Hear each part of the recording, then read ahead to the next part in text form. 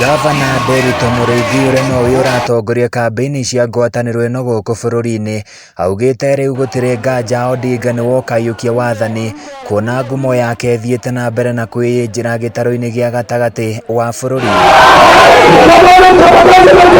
Akĩaria arĩ mwena wa Nyahururu, Nderitu augĩte cioneki iria ciĩna ngwatanĩro ĩno ya Azimio nĩ irũmbũĩtie mũkenya wa kĩrathi kĩa thĩ na njĩra nene, na ũguo agĩikia ihoya kũrĩ mũingĩ gwĩtĩkĩra kumanyita mbaru igana kwa igana. Baba, kwa wakati wote ambaye amekuwa kwa siasa, amekuwa akitetea mnyonge.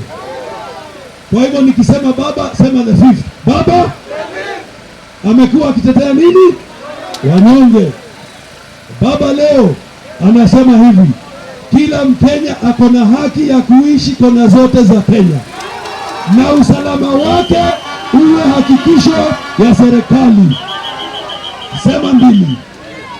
Baba saa hii anasema kwa sababu kuna familia za Kenya hii ambazo ziko katika hali mbaya ya ufukara, katika kwa shilingi 6,000 tupige zile familia boost zitoke kwa ufukara. Nderitu ningĩ nĩehũrĩire ndebe kũrĩ aikari mwena ũyũ, akiuga thirikari yake nĩ ĩrutĩte wĩra mũingĩ na mwega na wĩkũranĩire, na rĩu akĩhoya aikari mamũhe itĩna rĩngĩ rĩa kerĩ rĩa kũmatungatĩra. Pamoja tunaweza peleka Laikipia mbele, pamoja tutaweza kufanya kazi, pamoja tutaweza kupatia vijana kazi, pamoja tutashikilia wakulima.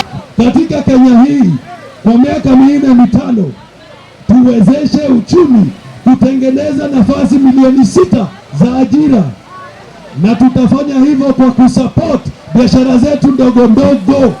Wangapi wanaunga mkono? Atongoria mwena ũyũ maugĩte kĩrĩa mangĩenda nĩ mũtongoria ũrĩa ũkũmateithia kũnina ũhagũku wa ũgitĩri mwena ũyũ, kuona nĩ ũnyamarĩtie andũ aingĩ. Insecurity tuko nayo upande wa Laikipia huku Gethega itafika mwisho, kwa sababu hakuna mmoja wetu atakayetoka nje kuuawa na mikora kwa sababu ya kuchunga mifugo zake. Tutaachia kazi ya serikali, tuiache ifanye kazi inayofaa. Nduni ya Kameme TV kuma kaunti-inĩ ya Laikipia, niĩ njĩtagwo Francis Mwangi wa Wawĩra.